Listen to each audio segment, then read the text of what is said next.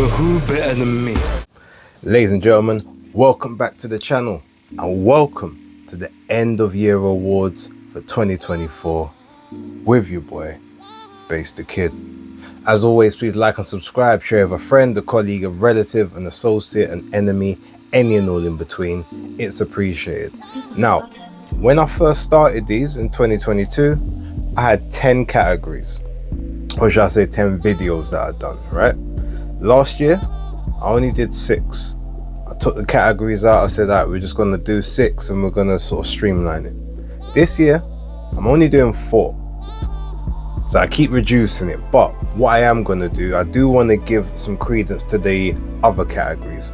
So there will be a live on the weekend, probably on Saturday, but it could be on Sunday. Check the community tab or just check the listing when I upload the video, and on there we're going to basically go through all the rest of the categories, and I'm going to recap all of the winners for this one, and you guys can kind of obviously interact and give me your opinions and give me your takes on that.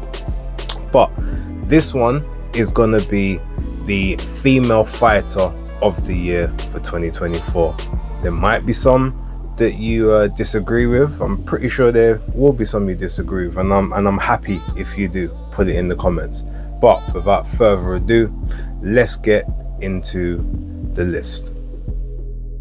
So this list was actually pretty tough. There was a few people that probably deserved a spot, but I felt other people maybe just did a little bit more than them. So again, could be controversial, but let's start off. So at number 5, my number 5 female fighter of the year for 2024 goes to Mikaela Mayer. Now, some people may look at that and say, well, why? What's she done to deserve that? You know, all she does is moan. She's not very gracious in defeat. She's not humble in victory. Like, she doesn't offer the same, run backs that, she demands when she gets beaten in fights, etc. There's a lot of truth in a lot of that. However, you got to look at the fact that she does commentary, and when she does commentary, she's very, very good. She's very articulate, very well spoken. She knows how to sell fights. Not only that, but she actually takes the hardest fights as well. Like, she doesn't just be out here looking for easy competition. She's had 2 fights in 2024. The first one was in January against Natasha Jonas. Now, I scored the fight for Jonas, but there were a lot of people that scored the fight for Mayer. A lot of people believed that she was quote unquote robbed in that fight, that she should have won that fight, that Jonas didn't win. So you take that into consideration, and then in November? No, sorry, in is October, I think it was, early October, she had a fight with Sandy Ryan, where she became a 2-time champion, winning the IBF belt, I believe it was, from Sandy Ryan up at welterweight, obviously having won her first title at super featherweight, in a fight that was, it was a grueling fight. It was a very, very, fun fight to watch. It was one of the best women's fights of the year. She's been in 2 blockbuster events for the women, 2 very high profile matches. Yes, she's won 1, lost 1, but to some people she didn't lose the first one. So because of that, and because of just everything else in general, and the way that she's kind of kept herself relevant for this year, I've got to give that number 5 spot to Mikaela Mayer. Okay, so my number 4 female fighter of the year for 2024 goes to Skye Nicholson. Now, say what you want about Skye Nicholson, I haven't been one of her biggest fans, especially like more recently. I felt that she had a really good spark right at the start, then everything got a bit laborious and laborious. But this year, the fights have been a little more entertaining than a couple of years prior. Also, she became a world champion. She won the WBC featherweight title. And not only did she win the title, she was the interim champion at the start of the year. and Amanda Serrano vacated. But rather than just be elevated to full champion like many others have done this year, and you know, many more will continue to do, she said, no, I don't want to just be emailed a belt. I don't want to just become a champion like that. I want to fight for the belt in the ring. So she petitioned with the WBC to be able to fight for the vacant title against Sarah Mahfoud, who was the next highest ranked contender for her to face, and she won that fight fair and square, winning the belt in the ring. Then she defended it against Deanna Vargas, you know, which was just a, you know, an okay opponent. I think she was 19-1 at the time, so for whatever that's worth, you know, it was a defense. But towards the end of the year, she'd also then broke ground by being a part of the very first women's championship match to take place in Saudi Arabia at Riyadh season, and to be a part of those very big, very significant cards, where she took on Raven Chapman, who I actually predicted to beat her. And Raven, who had a style which, you know, was the type of style to beat a Sky Nicholson.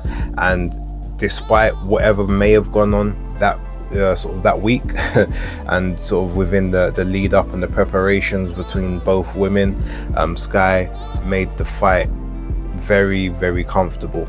I think I scored it 97-93 to Sky, but you know, I think it may have been the first time that she had lost rounds against an opponent, but you know, she pretty much did what she usually does and, you know, dominate opposition. It'd be interesting if they run it back, what adjustments can be made on both sides. But yeah, with a run like that, 3 fights, two of them very significant for her, one of them significant for women's boxing in general, Sky Nicholson had to be in the list. So yeah, she is not my number 4 for 2024. So in at number 3 for the female fighter of the year for 2024, I'm giving that to Natasha Jonas. This again might be a bit controversial to some people. Some people may believe that it's unwarranted. My reason being, Natasha, you know, she had a very big fight in Liverpool at the start of the year against Michaela Mayer. I felt that she won the fight. There's several other people that I've seen obviously scored the fight for her. There was a big uproar, and a lot of people thought that Michaela Mayer won the fight and that she was robbed on the night, and you know, it was the hometown decision, all of that stuff. But you know, the W ended up in the column of Natasha Jonas. You had that. Then she had a unification match at the end of the year.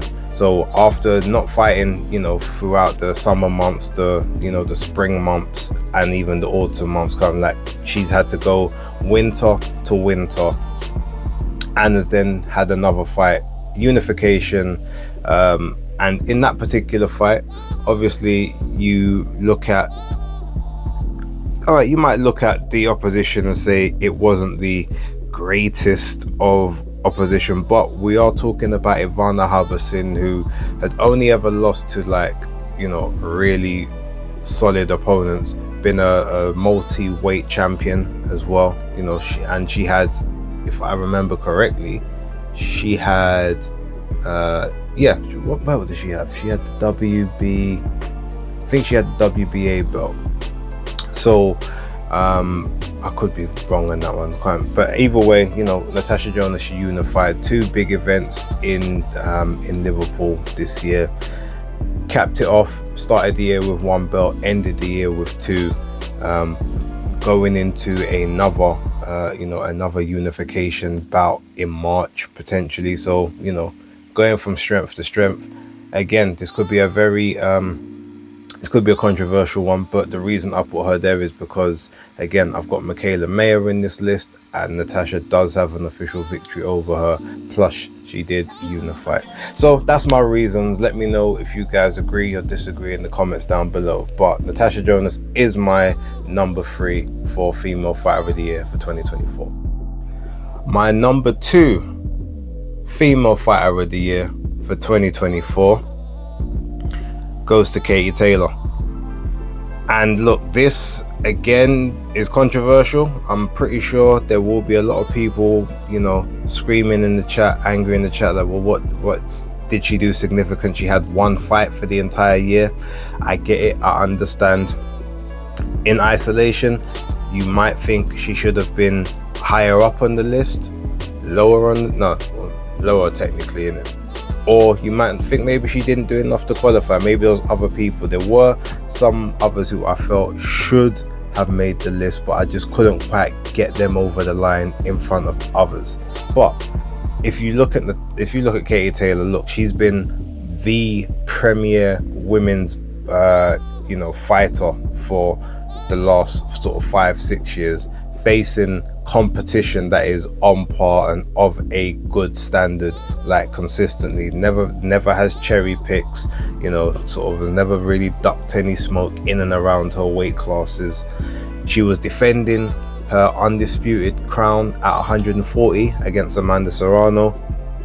Yes, okay, Amanda Serrano's coming up from 126 and all of that stuff, but Amanda has been a champion at 140 before, so it's not like she just been plucked 3 weight divisions, or just all willy-nilly. She's been up there before, she's won the belt up there before. It's fair game. But the reason Katie Taylor is so high up on this list is because she was involved in arguably the most watched women's boxing match of all time. On Netflix, they said that it was tracked about 55 million homes watched that fight just before, obviously, Mike Tyson and Jake Paul. You could probably double that and say, well, in every household there may have been 2 or 3 people that you could say on average may have been watching through the one Netflix subscription. So in theory, there could have been 80 to 100 million people watching that fight when it happened and watching it live, and then even watching it back on replays. Contrary to what Clarissa Shields would say regarding that situation, that's a very big thing for women's boxing, and obviously to have another fight of the year candidate between the two.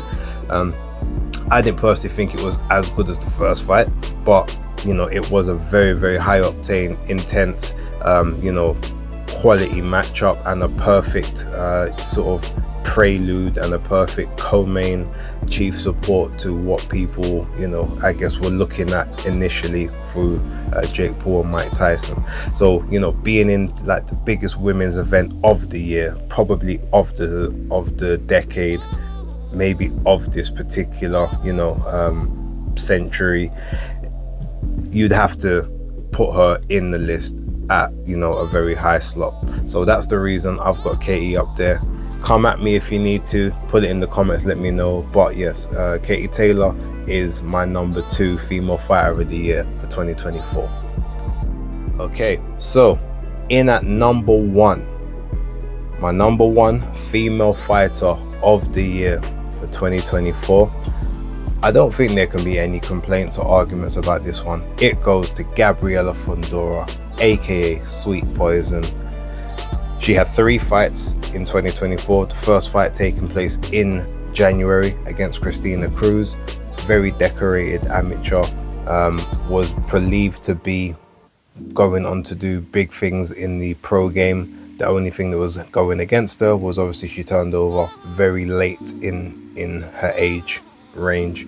But yeah, look, she gave Gabriela all kinds of problems in that fight, but Gabriela, finding a way, doing what she does, ended up getting a TKO victory, I think in like the last couple of seconds of the round as well. So she came through that, then had a routine defense against Daniela Senjo back in August of 2024, and then finally ended up facing Gabriela Alanis in November for the undisputed titles. So Gabriela held the WBO, the WBC, and the WBA titles.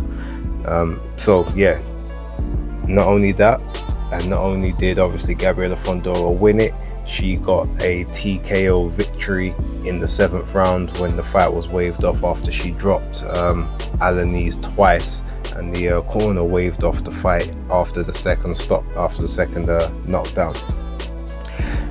She became undisputed. I believe it to be the first of many, but not just being undisputed, also being active as well.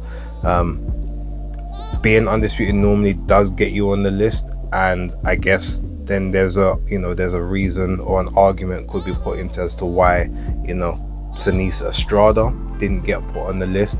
She did fight once this year and become undisputed, but as she did announce the retirement afterwards, I felt the other women just a little bit higher up had a bit more of a significant impact on the game than what she did. Even Yokasta Valle should have been in consideration. I literally had Seniesa number 6 and Yokasta number 7. I just couldn't really justify having either on the list, but Seniesa probably should have got there, so I'll give her an honorable mention for obviously the undisputed accomplishment that she had as well this year, or last year, I guess technically when you watch this. But yeah, my number one, I don't think there can be any discussions. Gabriela Fundora does reign supreme as the number one female fighter for 2024. Please leave your comments down below. Let me know what you guys think. If you've got strong disagreements, let me know. I'm interested to hear. And check out the new videos also getting uploaded very, very soon. With that being said, that's this set of the awards down, and I will catch you on the next one. So until then, peace.